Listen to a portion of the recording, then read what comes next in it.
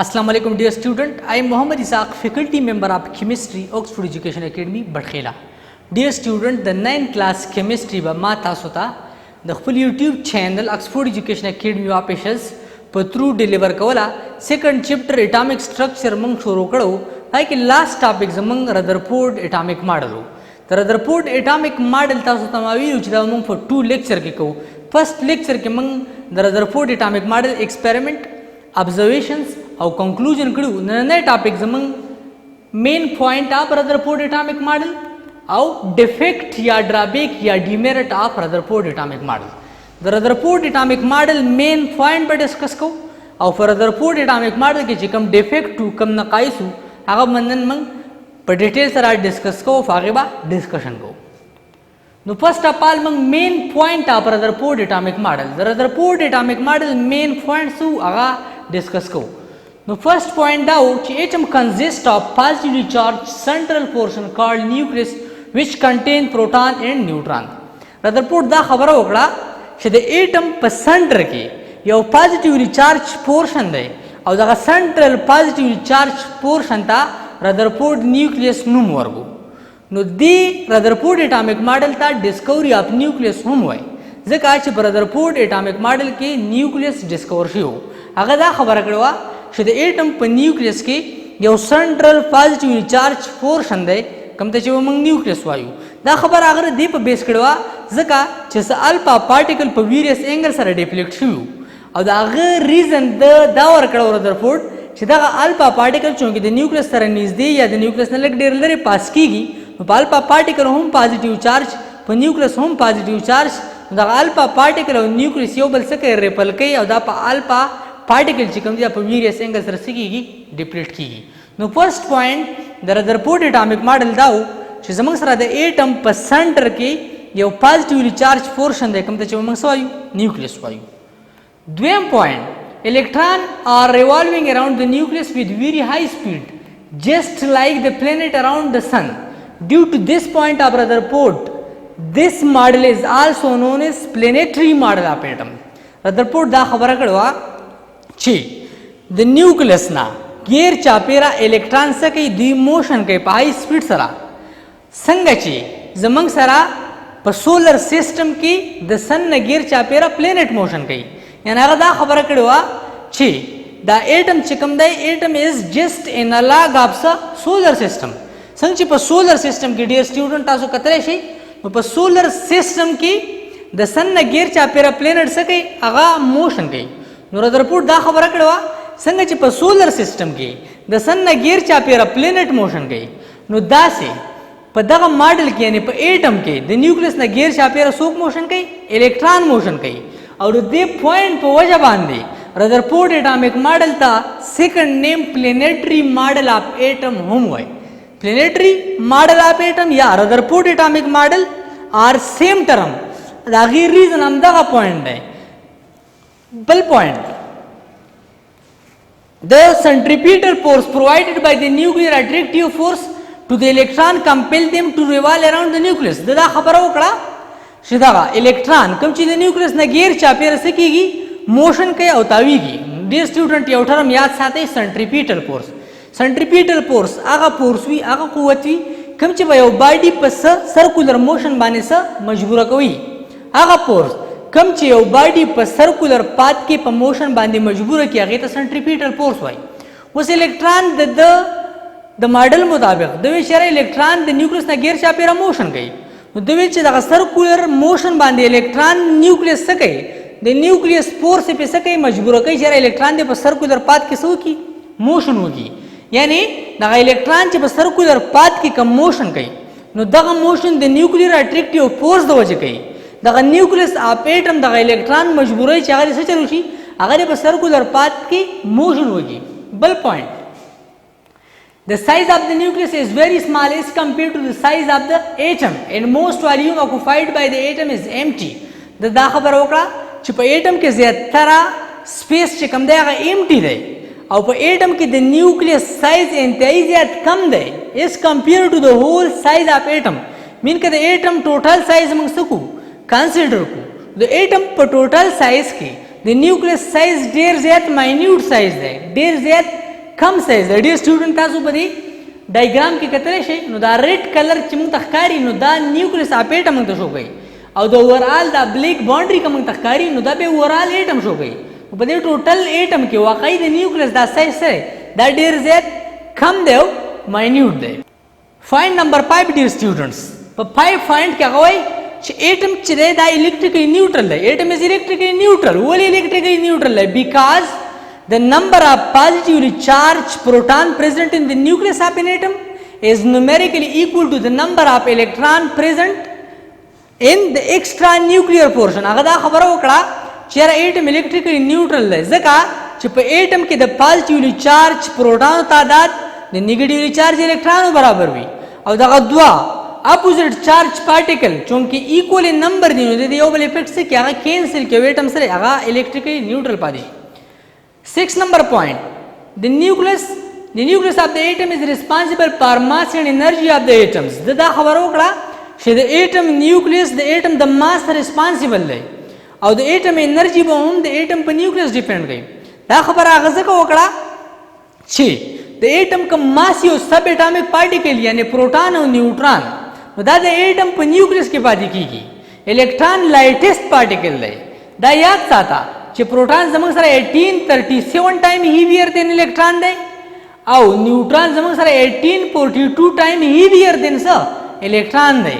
یعنی د ټولو نه هیویر سب اټامیک پارټیکل نیوټرون دی به پروټون دی او به څه الکترون دی. الکترون ډیر زیات لایټیسټ دی سپک دی د ماس موږ د ایټم په ماس کې نیګلیکټ کوو نه کنسیډر کوو. نو په دې وجه دا خبره وکړه چیرې د ایټم نیوکلیس د ایټم د ماس او انرژي لپاره ریسپانسیبل دی. ولې چې د ایټم هغه سب اټامیک پارټیکلز کوم چې هیویر دي درانه هغه د ایټم په نیوکلیس کې پاتې کیږي نو ځکه به د ایټم ماس هم په دغه نیوکلیس باندې ډیپند کوي او انرژي به هم په دغه نیوکلیس باندې ډیپند کوي. نو دا اوس زموږ سره مین پوینټ اف رذرفورد اټامیک ماډل.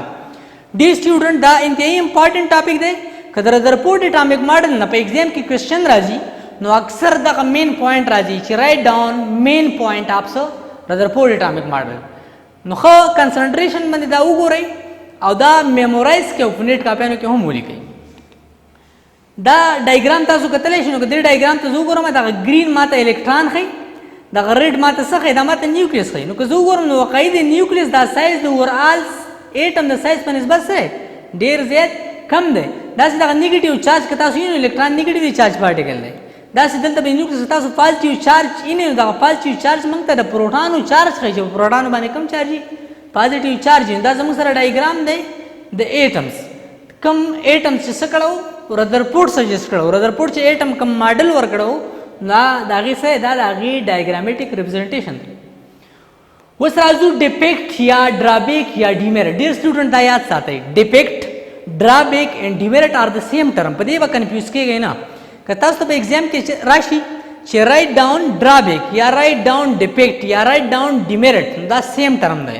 د دې مطلب دا دی چې په رذرفورد اټامیک ماډل کې کم ډیفیکټ و کم نقایص و نو هغه څه کوي هغه ډسکس کوي. نو ډېر سټوډنټ پای کې فرسټ ون رذرفورد اټامیک ماډل از بیسډ آن د لا آف موشن اینڈ ګریویټیشن اینڈ دیز لا آر اونلی اپلیکیبل ټو نیوټرل باډي اینڈ ناٹ ټو د چارج باډي. ډېر سټوډنټس د رذرفورد چې کوم اټامیک ماډل پریزنټ کړو پیش کړو نو هغه ماډل په لا آف موشن او لا آف ګریویټیشن په بیس باندې و. اوس دا یاد ساتئ چې لا آف موشن او لا آف ګریویټیشن دا اپلیکیبل دی نیوټرل باډي چارج باډي ته نه دي.